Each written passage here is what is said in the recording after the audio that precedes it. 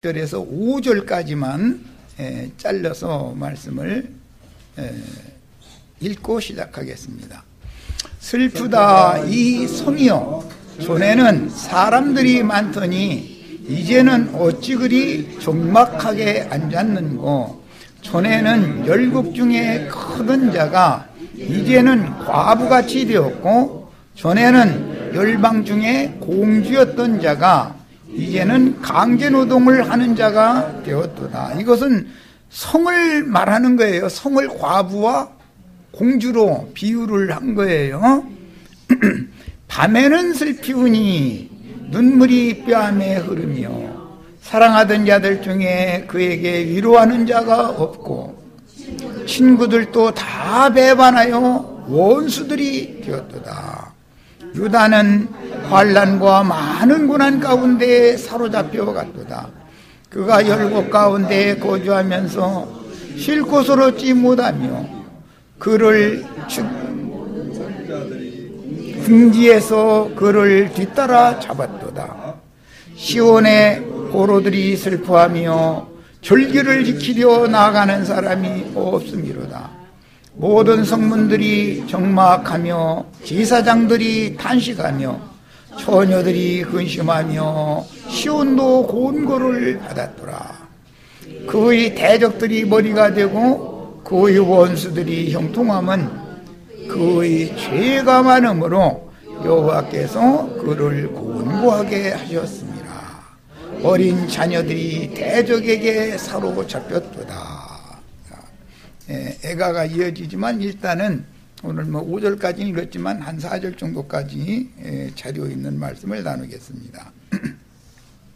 지난 시간에 1절을 가지고 충분한 설명을 했으니까 그 지난번 말씀드렸던 과부, 공주의 비유에 대해서 특히 그 과부라는 성경 용어에 대해서 누가복음 17장, 18장 연결해서 말씀을 나눴고, 계시록 18장에 많은 물이 앉은 큰 음녀는 말하기를 나는 여왕으로 앉은 자요 과부가 아니다 그런다. 과부라고 말하는 것은 교회를 말하는데 교회의 상태를 지금 말하는 것이다. 예루살렘 성 멸망받은 성을 지금 과부나 고아 또는 과부나 공주 등으로 이렇게 비유를 해놨다.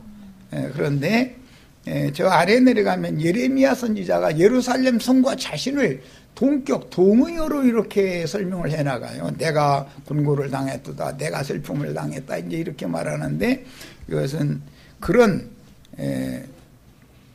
예루살렘 성의 슬픔이나 아픔이나 고통을 예레미야 선지자가 자기 자신과 동격하는 그런 심령이기 때문에 이런 노래를 할 수가 있었던 것이죠. 예수님이 똑같은 그런 심령으로 노래를 애타는 마음으로 예루살렘 성을 감람산에서 이렇게 내려다보시면서 울면서 탄식한 말씀이 신약 성경에 나왔죠. 예레미야 선지자는 먼 훗날 오실 메시아에 대한 예표의 사람이었다라는 것을 알 수가 있는 거예요. 자, 그런데 이제 오늘 2절 나가는 말씀에 보면 낮에 울지도 못하고 밤에 슬피운다 이렇게 표현을 했어요. 밤에만 우는 과부, 공주 그 모습은 이제 감이 오죠.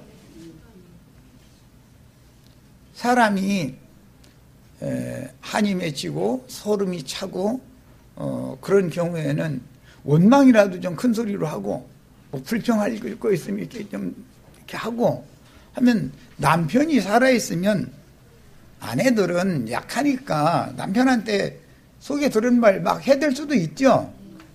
그런데 어디서 할 수가 없잖아요. 과부니까. 그리고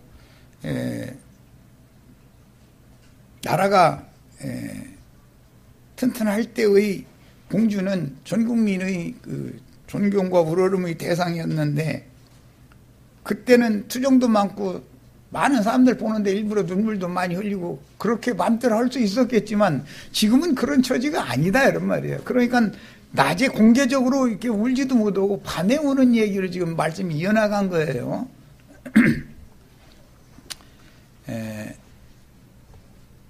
세상 인심이 다 그렇듯이 여인이 남편의 보호 아래에 있고 장성한 자식들이 집을 세우는 기둥들이 되어 있을 때는 그 누구도 그녀를 함부로 대하지 못하며 친구들도 많지만 남편도 잃고 자식들도 다 잃고 나면 만나는 사람들이 측은한 눈으로 바라보거나 도리어 서로가 좀 어떻게 불편하니까 뭐 마땅히 이럴 말도 없고 그런 경우에는 피하는 경우도 있죠.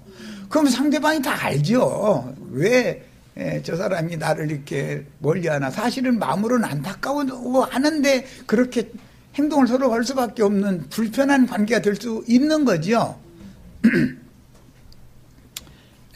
그렇게 되면 그 앞에서는 투정하거나 불평할 수 없지만 돌아가면 문 닫아놓고 큰 소리도 못 내가면서 울 수 있죠.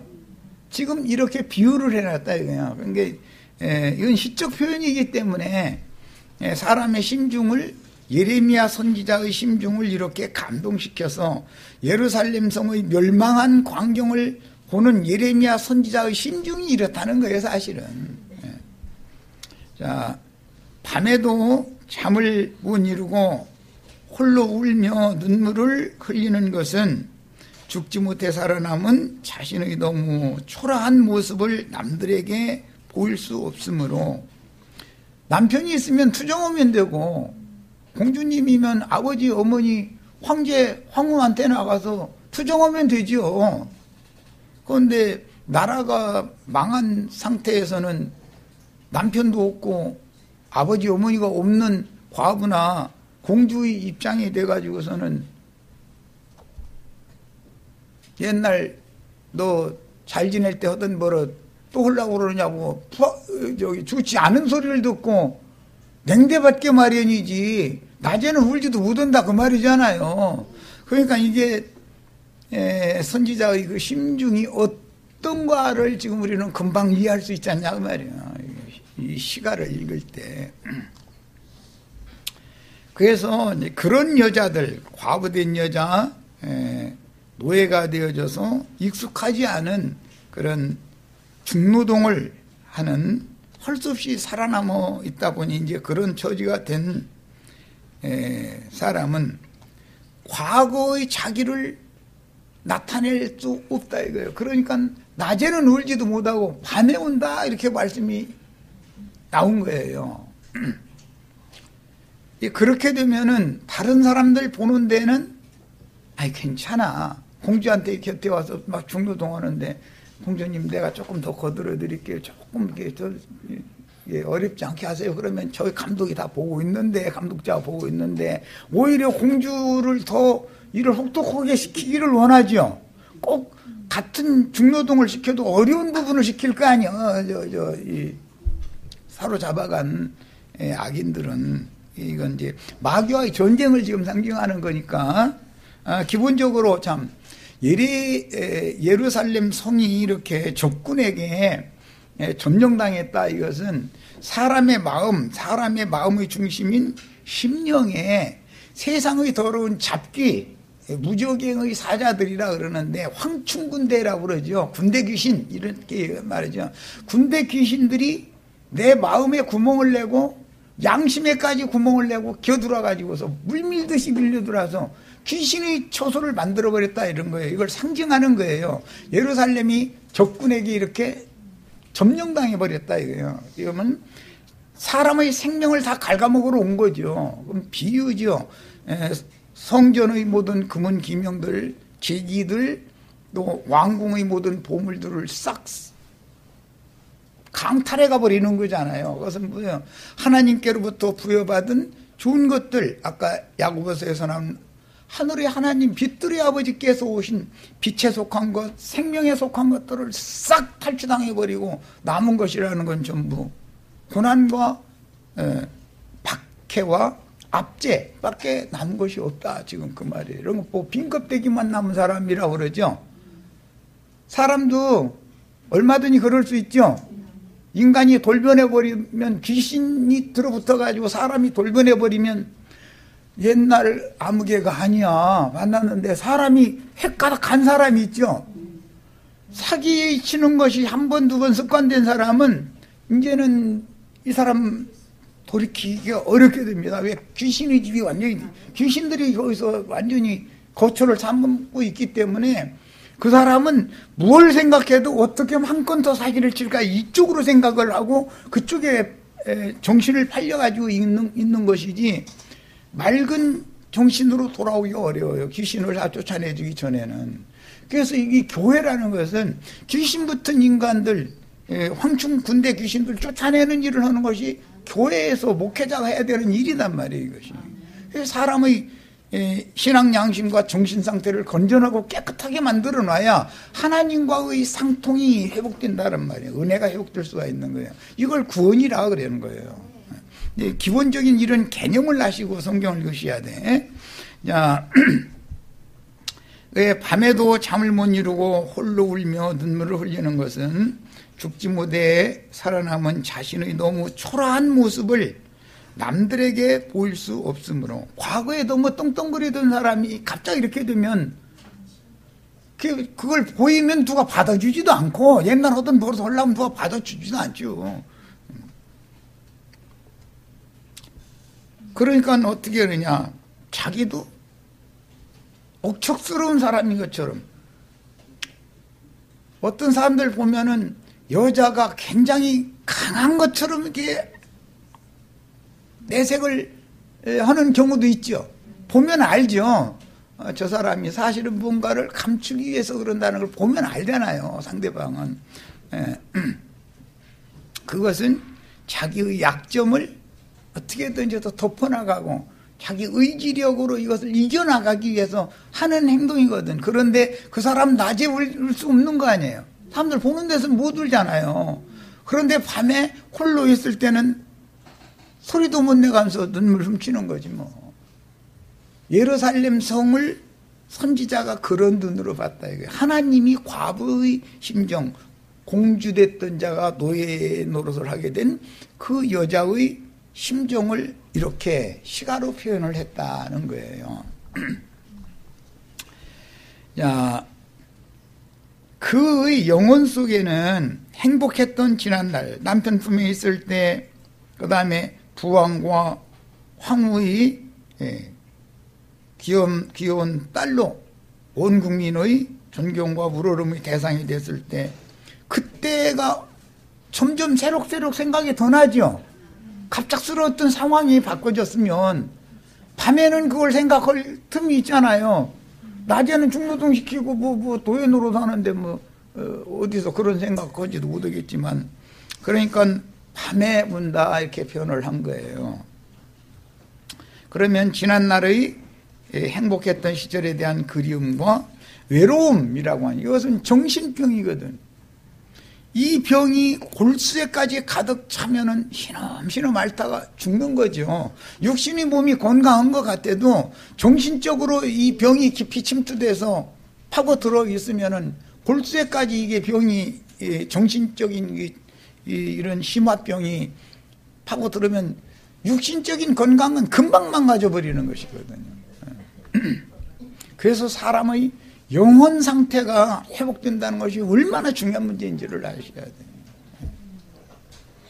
이런 시가를 쓴 선지자는 그가 자라면서 혹은 주위에서 이런 가혹한 형벌을 몸으로 감당하며 죽지 못해 살아가면서 어떤 때는 울면서 먼저 떠난 남편을 원망도 하고 푸념도 하고 싶어도 부왕이나 나라가 망하게 된 그 자기 오후나 또 오랍이나 이런 사람들을 원망하고 싶으면 맘대로 투정도 하고 할 수 있던 시절하고 지금하고는 상황이 너무 달라져 버린 거예요. 그런데 자기 힘으로는 이것을 상황을 바꿀 수 있는 처지가 아니잖아요.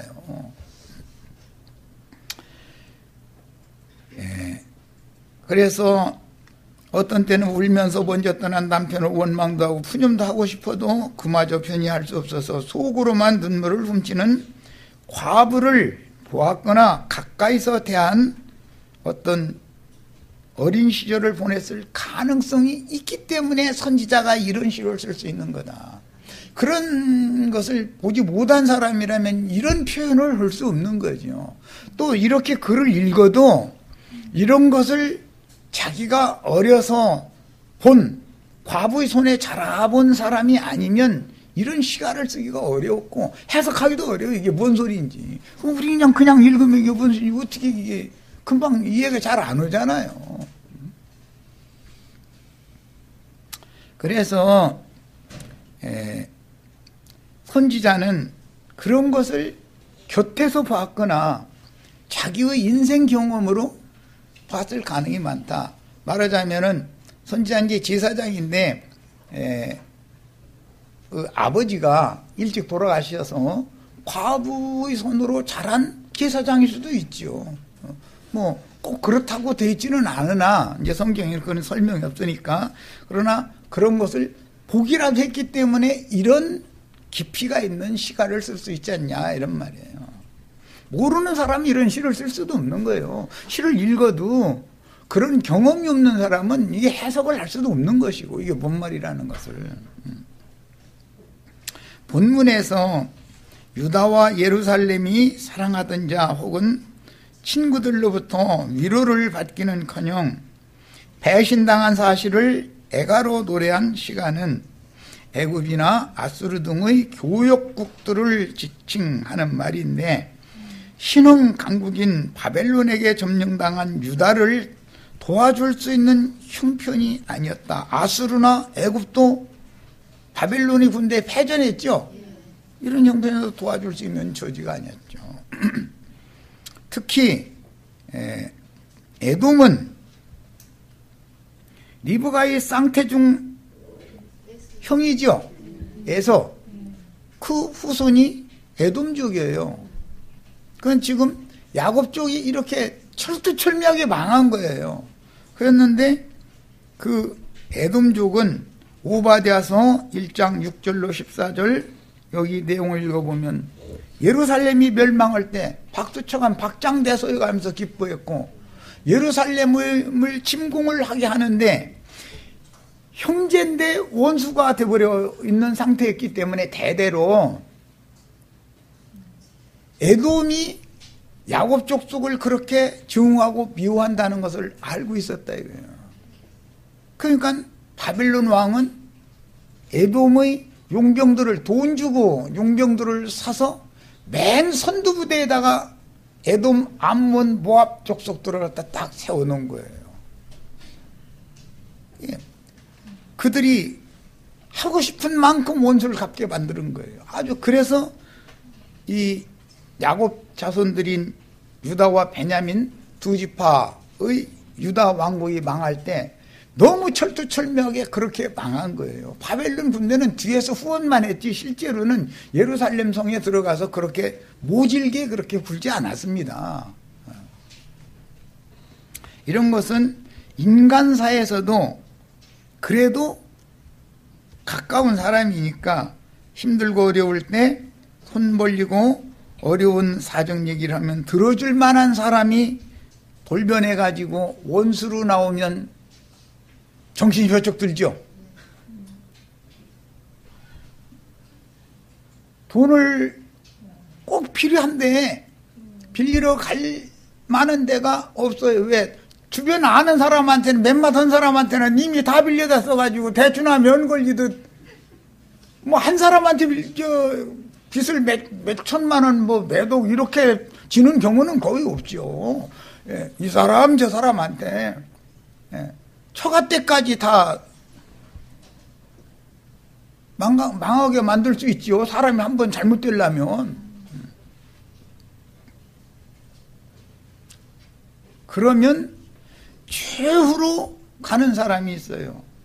평상시에 정말로 가까운 사람이지만 대하고 싶지 않은 사람이 있는 거예요. 그 사람이란 다 있는 거예요.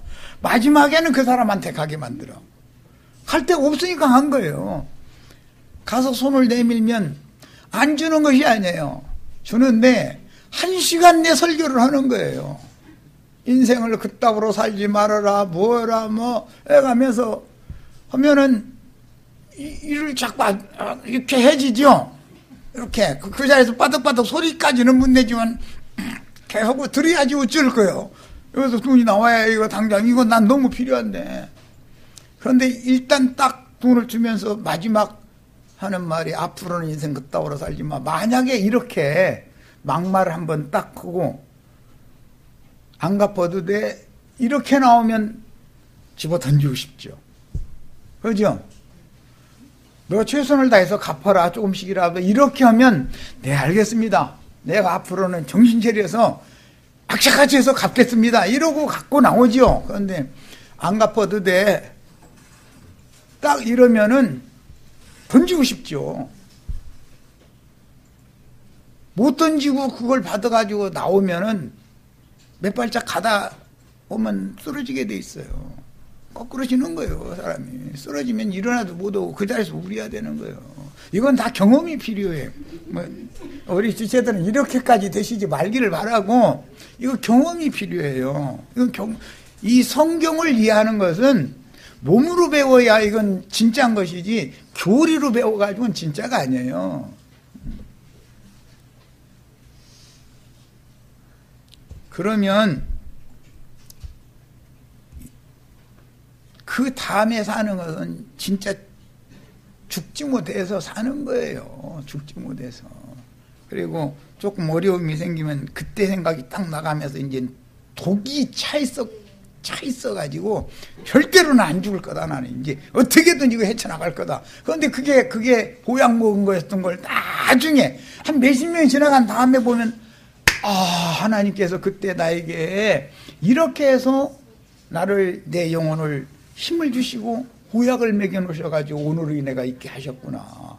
그때 믿을 만한 그 사람이 나를 그렇게 모질게 대하지 않았더라면 내가 오늘날까지도 그때 하던 버릇쟁이 못 놓고, 옛습관 버리라 오늘 야고보서 말씀에 드렸는데, 도로 그 타령으로 살 수도 있는 거예요. 그런데 그걸 다시는 못하게 만드는 데는 그게 아주 필수적인 거였었거든. 그래서 그때서 하나님, 내가 믿는 하나님 주 예수여, 당신은 이런 분이십니까? 내가 얼마나 하늘 높은 줄 모르고, 얼마나 인간이 들떨어져 가지고 난치하려고 그러고, 고개 부러지는 줄도 모르고, 빳빳이 세우면 부러뜨려야 되는 것인데, 부러지는 것인데, 그거를 하나님이 보다 이렇게 하셨느냐고. 내 자신이 정말 자기 자신의 과거가 막 원망스럽고, 이제는 난 이렇게 안 산다 하고 무릎을 딱 꿇게 마련이거든.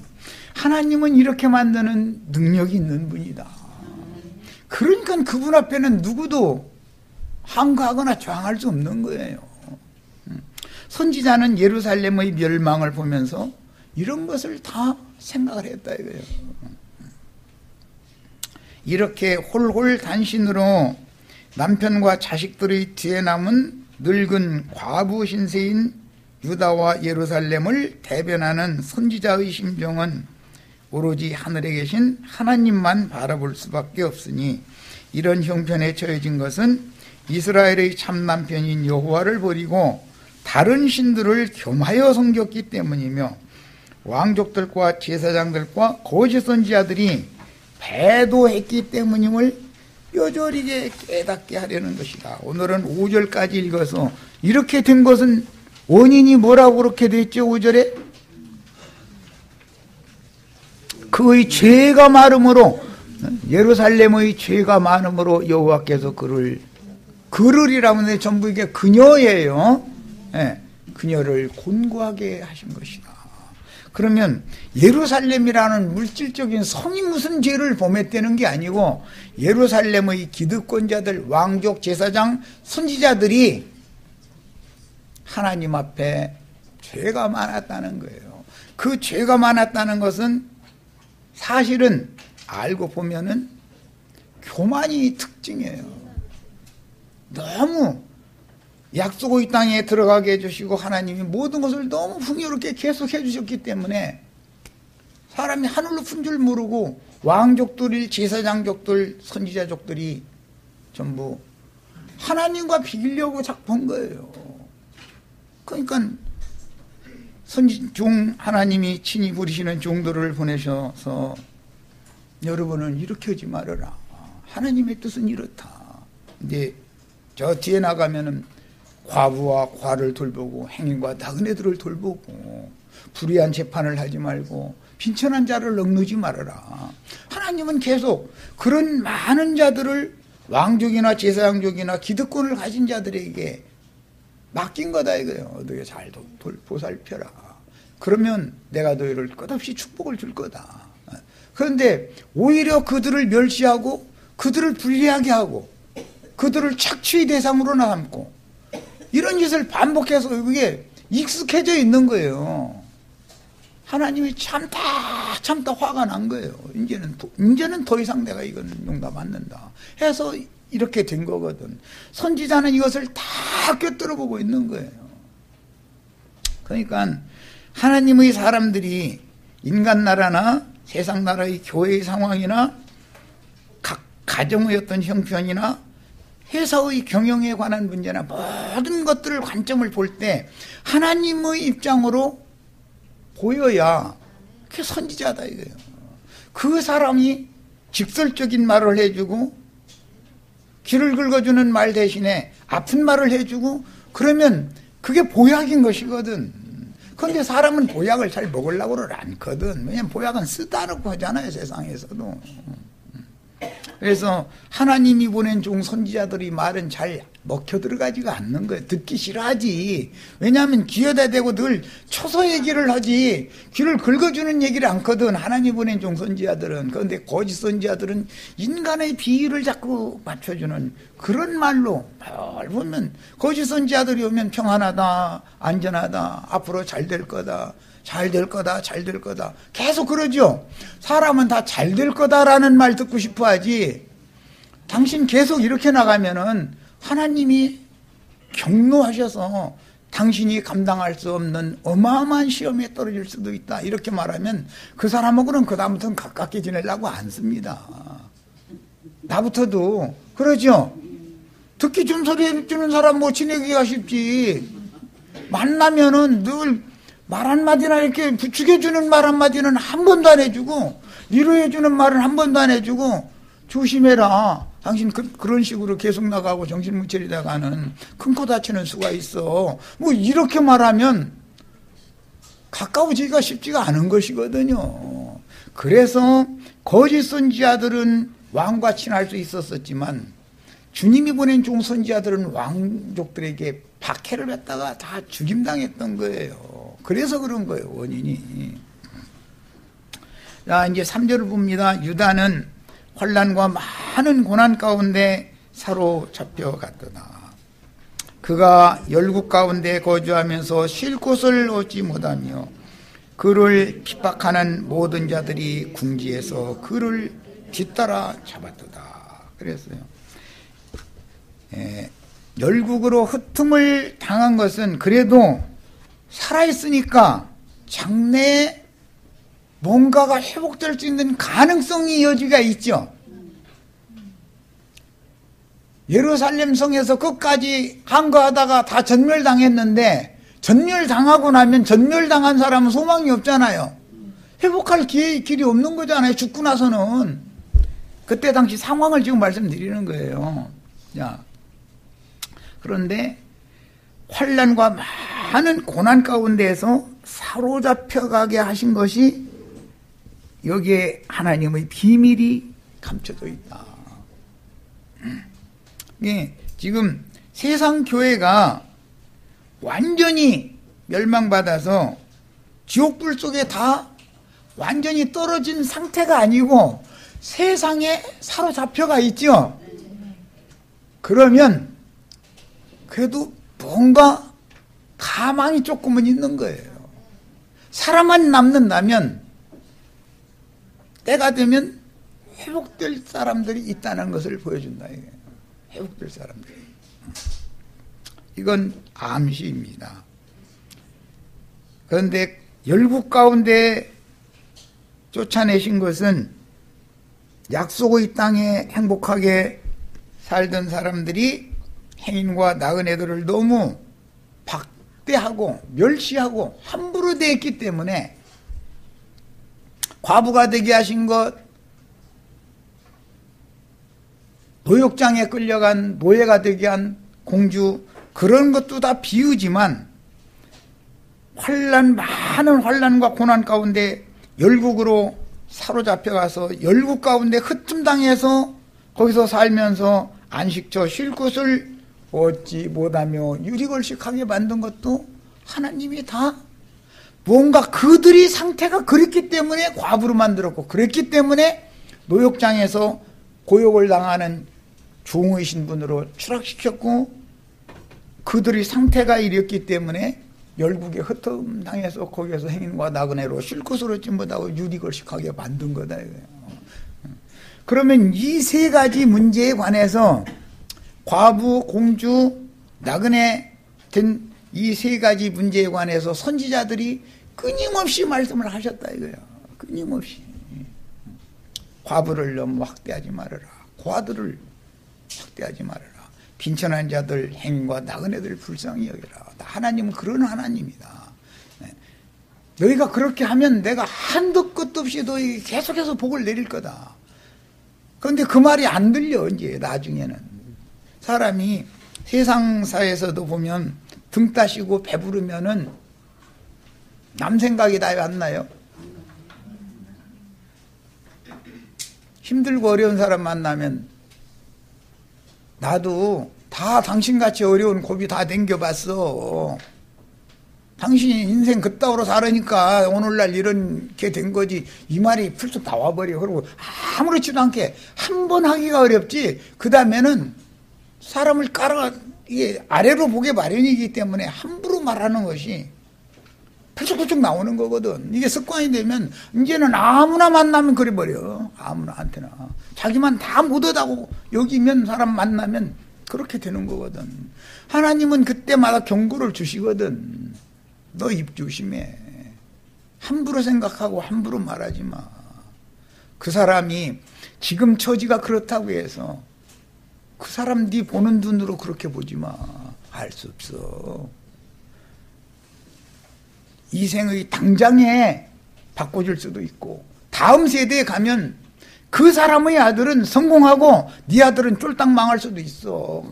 괜히 함부로 네 육신의 눈으로 생각하고 판단하는 대로 함부로 씌우려 되지 마. 경고를 보내시죠. 하면서 뭔가가 불안하고 또 처음에는. 그런데 나중에 습관이 되면 아프지도 않아. 감각도 없어져 버려. 당연한 걸로 그렇게 해버려. 이렇게 되면 하나님이 그를 이제는 심판할 수밖에 없다. 심판이라도 보내시면 다행이야. 그대로 하다가 죽게 놔둬버려. 그건 완전한 심판이죠. 열국으로 사로잡혀 가게 만들어서 그런 것을 모진 고난을 몸으로 배우게 만드는 것은 이제라도 늦게라도 깨닫고 돌아와라 라는 뜻이 여기 메시지가 있지 않냐 그 말이야. 그러나 이런 상황을 만나도 인생에서도 그렇고 회사 경영도 그렇고 국가 경영도 그렇고 매사가 다 마찬가지예요. 가정 경영도 그렇고 이런 문제들을 만나도 하나님의 뜻을 생각이 안 나와. 안 돼. 그러면 하나님이 나를 버렸다는 뜻이거든. 예. 그럼 많은 생각을 해봐야 되지 않냐 이거예요. 앞에서 곤경을 만난 과부와 공주로 비유했던 예루살렘 성과 유다 왕국을 본문에서는 나라를 잃고 이스라엘의 영광이 떠났듯이 포로로 잡혀간 유다 왕과 왕후, 제사장들과 방백들, 공장들이라는 것은 오늘날은 기능공들이라고 그러죠. 장인들이라고 이렇게 표현하지. 아주 전문 기술자들을 직접 언급을 하면서 시인이 비유로 노래한 과부, 공주, 나그네의 입장이 되어서 지금 자신의 고통과 아픔으로 예루살렘 성이 망하게 된 과정에 대해서 비유로 지금 시를 쓰고 있다는 걸 우리가 읽어낼 수 있다 이거예요. 뭔 말인지 아시겠죠? 이것은 인생의 경험이 필요해요. 성경을 강론하고 성경을 가르치려면 목자가 아무나 목자가 되는 게 아니에요. 하나님이 그런 것을 경험을 시켜서 몸으로 배운 사람은 성경 읽으면 이게 다 보이게 돼 있는 것이거든. 그 인생이 그러니까 자기 자신의 경험이잖아요. 이 성경이라는 건 전부 사실은 아브람, 이삭, 야곱, 다윗, 지금 예레미야, 이사야, 말라기 등등 이런 선지자들 얘기, 바울 얘기, 베드로 얘기 전부 이게 다 보면 알고 보면 성경이라는 인간의 어떤 사람들의 자서전들이잖아요. 하나님이 누구를 어느 때에 만나서 어떻게 길들여서 그를 어떻게 지금 쓰셨다. 그러다가 그를 당신이 부모로 데려가셨다. 이걸 기록해 놓은 것이 성경이잖아요. 그럼 자서전이라면 그 사람의 인생 경험이 거기에 묻어 있지 않으면, 거기에 녹아 있지 않으면 성경을 무슨 재주로 이걸 해석을 해서 사람들을 설득할 거냐 이 말이에요.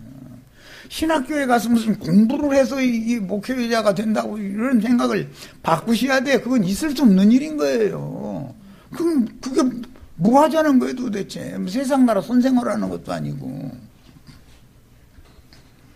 유다 왕국이 문을 닫는 과정에서 3차례에 걸쳐 바벨론의 포로로 사로잡혀 갔는데, 첫째는 엘리야김이라고 하는 여호야김이 사로잡혀 갔다가 돌아왔고, 두 번째는 그의 아들 여호야김이 사로잡혀 갔고, 마지막은 시드기야가 사로잡혀 갔어요. 그랬는데 유다 왕국이 멸망할 때의 이런 상황은 국론이 분열되어 있는 상태에 있었다. 전통적인 기득권자들은 친애국주의자들이었었죠. 애국은 세상을 상징하는 거예요. 애국의 원병을 보내달라고 청하자. 이런 애국을 의지하는 관념이 있는 거예요. 우리가 혹시 잘못되면 애국에 뇌물 주면, 애국에서 군대 보내주면 애국같이 강력한 군대가 옛날에 어디가 있냐 이런 믿고 있었던 거예요. 그러나 애국도 바벨론 군대가 원정 가가지고서 그 애국까지 가서 다 항복받아가 버렸잖아요. 아시리아는 이미 망해버렸고, 선지자들의 증거에 따라서 신흥 강국인 바벨론에게 항복하자 하는 친바벨론주의, 친애국주의가 국가적인 국론이 대립됐다 이게요. 우리나라 지금 너무 안타깝죠.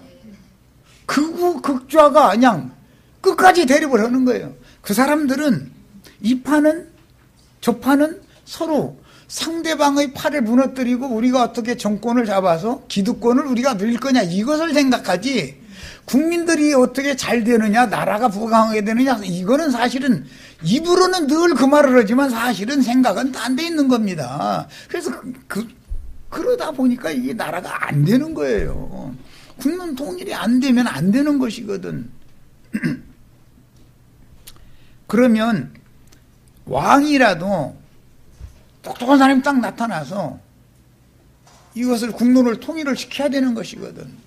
그래가지고 일사불란하게 딱 밀고 나가면 절대로 적국이 와서 침범을 못하는 거예요. 전국이 똘똘 뭉쳐있는데 어디 군사력이 강하냐 약하냐에 따라서 전쟁이 패하느냐 승하느냐가 결정나는 게 아니에요. 여호와 하나님의 말씀이 누구 편에 있느냐에 따라서 전쟁의 승패라는 것은 여호와가 누구 함께 하느냐에 따라서 이기고지는 것이지, 군대의 숫자가 많고 적음에 따라서 이기고지는 게 아니에요. 이스라엘 나라의 전쟁은 매번 그랬어요. 하나님이 함께 하시면 이기는 거예요. 하나님이 버리면 지는 거예요. 군대만 타고 이기는 게 아니에요. 그래서 다윗이 죄가 두 가지가 죄를 사실을 할 때 보면 그 중에 하나가 백성 전쟁에 나갈 만한 사람을 막 빨리 가서 개수해가지고 보고하라고, 그것 때문에 하나님이 예루살렘에 심판을 내렸다는 거잖아요. 다윗 왕 때문에. 무슨 뜻이에요?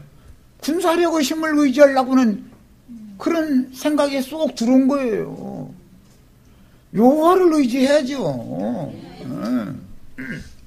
우리 이건 인생에서도 마찬가지고 제일 중요한 건 각자의 인생 경영이니까 자기 가정 경영을 하는 데서도 항상 우리는 주 예수 그리스도 그분이 나의 심령과 내 아내의 심령과 내 자녀들의 심령에 함께 계시면, 하나님이 나와 함께 계시면, 우리 가정에 하나님이 함께 계시면 내 가정은 지켜진다는 거예요. 틀림없이 지켜져요. 자, 그 다음에 이런 상황은 국가 간뿐 아니라 어떤 회사나 가정 경영에 있어서도 똑같이 적용이 되는 문제다. 중요한 것은 가장이 또는 국가의 지도자가, 제일 중요한 건 교회의 인도자가 과단성 있고 일관되게 주님 앞에서 주님의 지시를 따라서 교회를 이끌어가면 주님이 책임져 주시는 거예요. 그러나 이 말이 흔들리고 백성들 이 판은 이렇게 합시다, 이 판은 애국 군대 불러옵시다, 이 판은 항복합시다. 그러면 항복해 말어, 애국으로 사람 보내 말어, 이러고 우왕좌왕하다 보면은 때를 놓치게 마련이고 지게 돼 있다 이거예요. 다윗이 군대의 수가 많아서 연전연승한 게 아니에요. 하나님을 그렇게 의지하니까 하나님이 이해해 주신 거예요. 매번 그랬어요. 우리는 오늘 우리 홍영재님도 이제 그런 증거를 했는데, 마귀의 시험을 이기는 것은 하나님이 나의 심령과 마음을 지켜주시느냐의 여부인 것이고 나와 함께 계시느냐의 여부인 것이지, 하나님 없이 내가 혼자 나가서 마귀와 전쟁해서 100번 전쟁은 100번 지게 돼 있어요. 그리고 어쩌라도 이긴 것 같으면 그것은 함정에 빠지는 것이고, 그죠? 매복군 쫙 놓고 나서는 저서 후퇴하는 것처럼 싹 도망가니까 무하고 쫓아갔다가는 어따 인제는 됐다 이거예요. 인제 내가 그렇게 바라던 한탕이라는 것이 인제 이루어진다 이러는 거예요. 그런데 99%쯤 이루어졌는데 가서 나머지 1% 안 되더니 무언가 속색이더니 역전돼 버리거든. 인생사 그렇죠? 그래서 함부로 행하면 안 된다 이거예요. 하나님 없이 행하면 안 된다. 사회 불안이나 국가적인 안위의 불안이 오면, 정세가 즉 불안해지면 약사 빠른 사람들은 자신과 가족의 생명부지를 위해서 재산을 정리하여 타국으로 이민하여 새로운 삶을 추구하지만, 무식하고 힘없는 백성들은 사나 죽으나 살던 고향을 떠나지를 못하게 돼 있는 거다. 나 가끔 그 얘기하지만 우리는 극우나 극좌의 어느 편에 우하고 이렇게 하지 말아야 된다. 그렇게 하지 말아야 된다. 그 사람들은 이미 기득권을 가지고 있는 사람들이기 때문에 전쟁을 해도 되는 것처럼 떠들지만, 전쟁이 나면 자기 아들이나 자기 손자 소총 돌려서 최전선 전방부대에 가서 전투하다 전사당하게 절대 하지 않습니다. 국방부 장관 전화하고 국회 국방위원 전화해가지고, 나요? 왜? 우리 아들 징집명령 나왔네? 그럼 알았어? 대답하면 다 해결되는 거죠. 저 부산 분수기지 사령부로 좀 가서 놀다 오게 만들지 뭐 이런 식이지 뭐.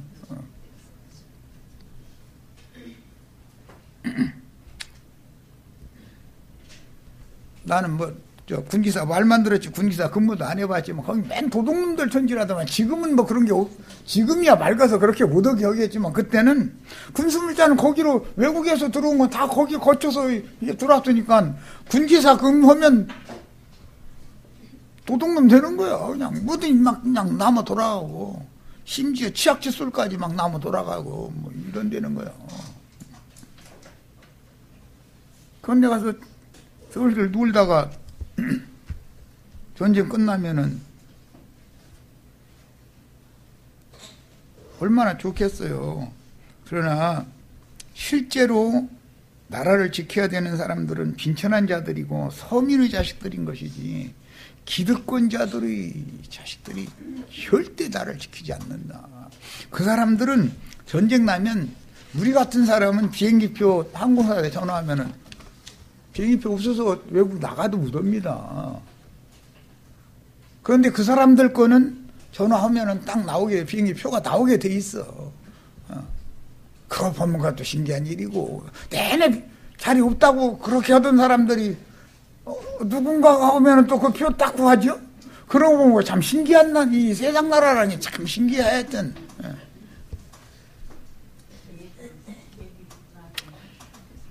그래서 이 세상 나라의 어떤 기득권을 가진 사람들, 극우나 극좌나 이런데 큰 소리 치는 사람들, 그 사람들 말 고지고대로 다 믿으면 절대 안 됩니다. 안 돼요. 그 사람들의 생각은 딴 데 있어요.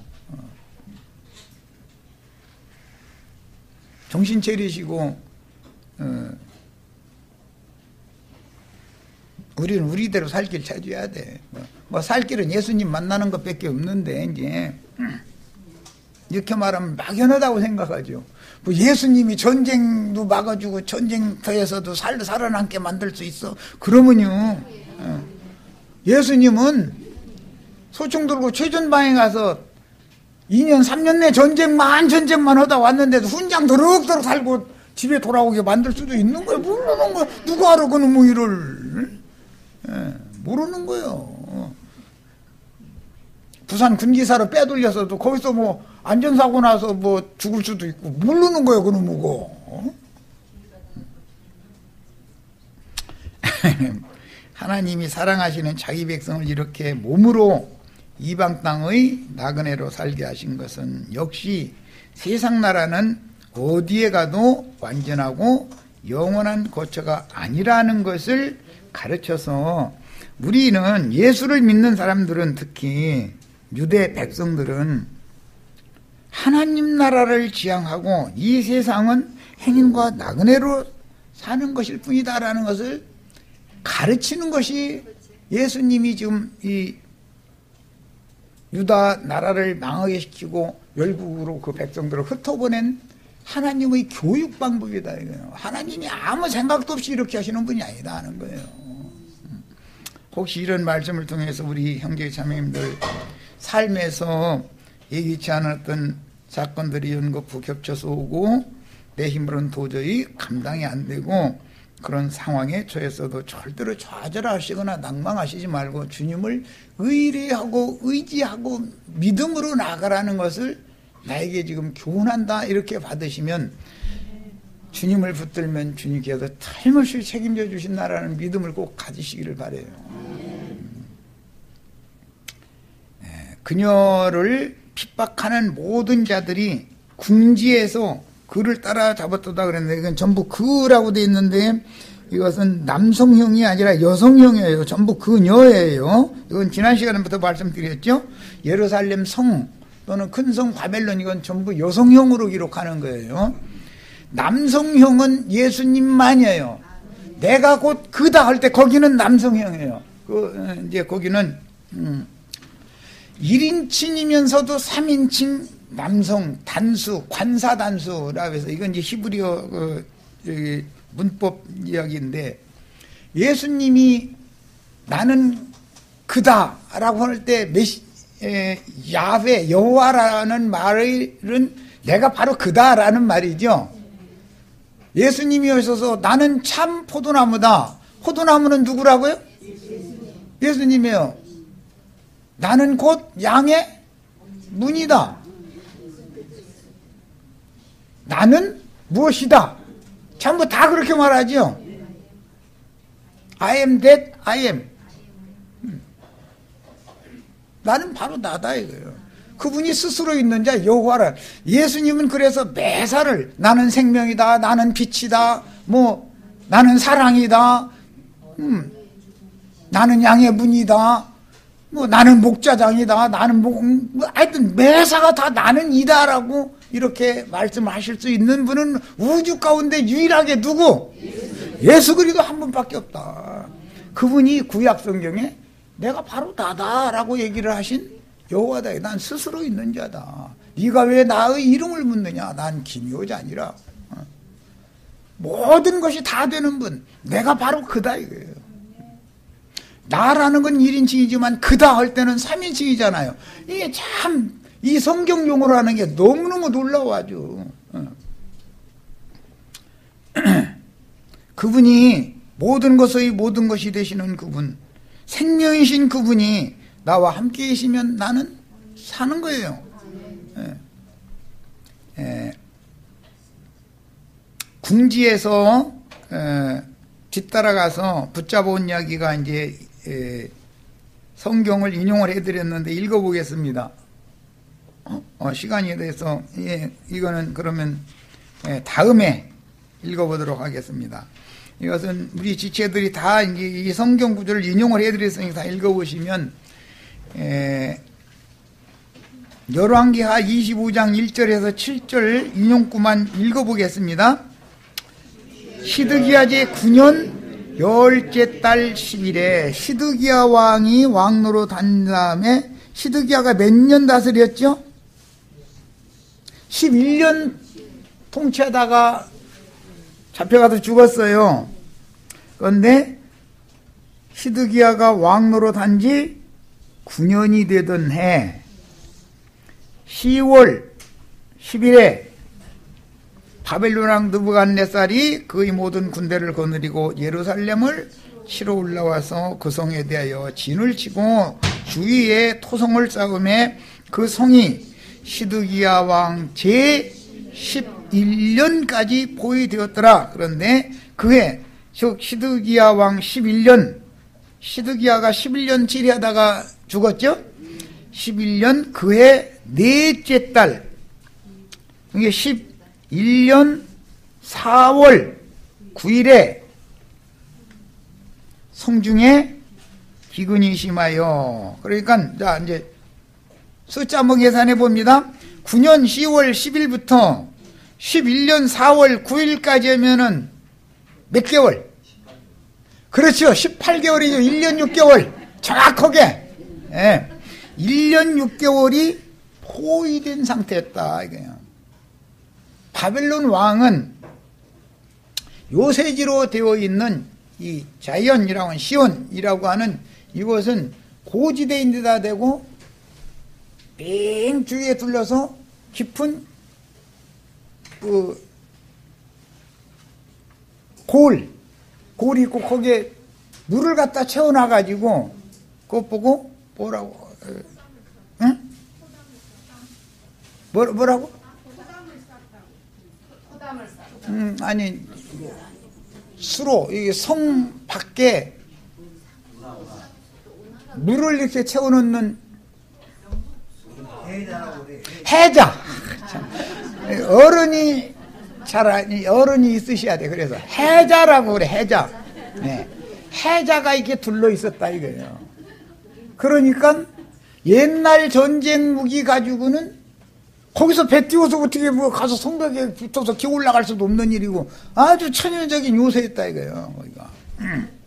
그러니까 바벨론 왕은 전술에 능한 사람이라 전장에서 잘한 사람이죠. 느부갓네살이라는 사람은.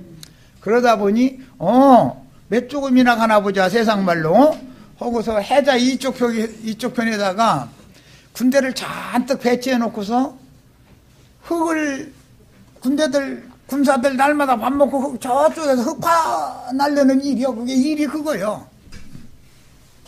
그러고서는 이쪽 속 높이와 비슷하게 자꾸 쌓아 올려.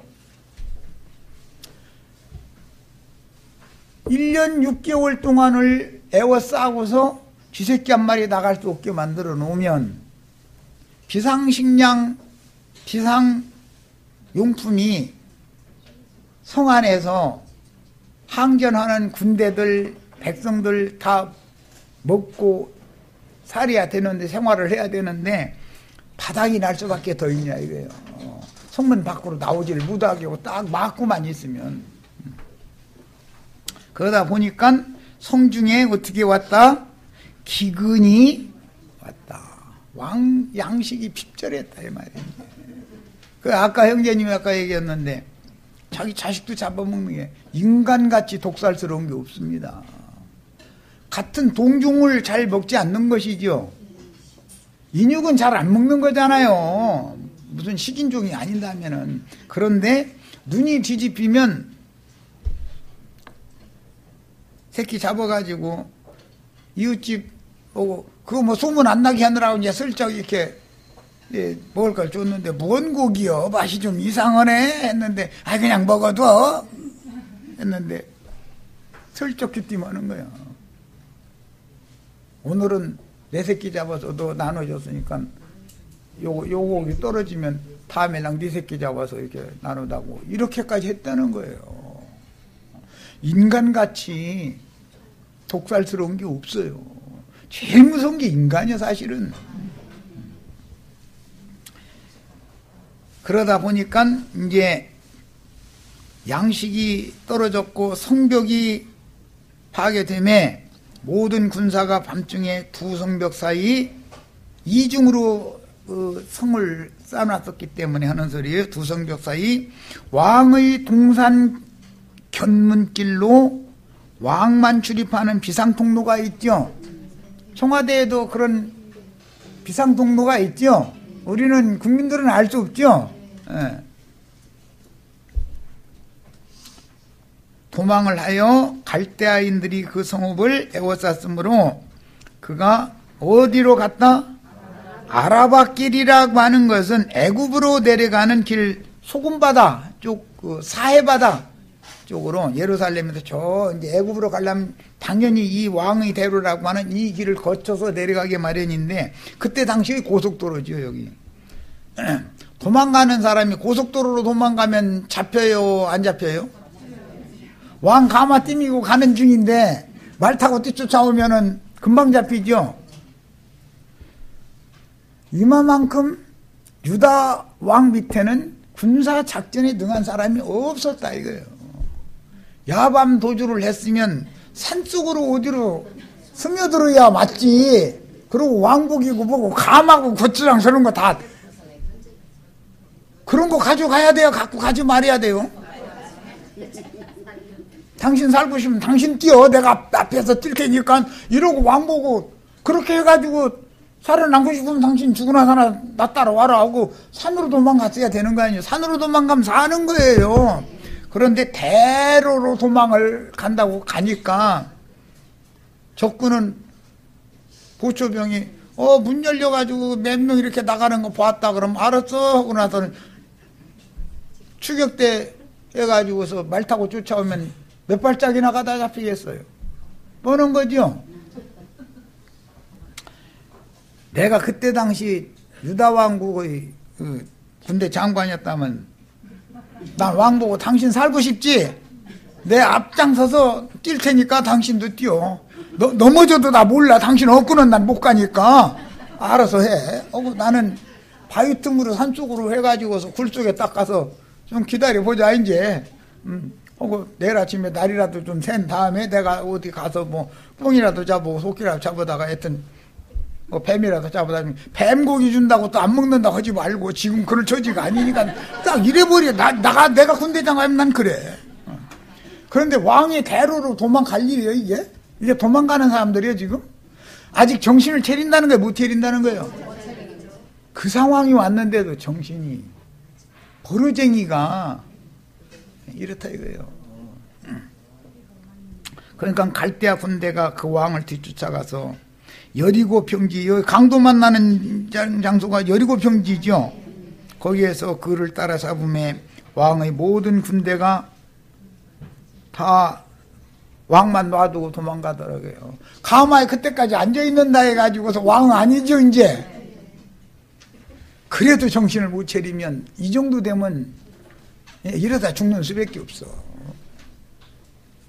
그들이 왕을 산채로 잡아서 그를 림나 아수르의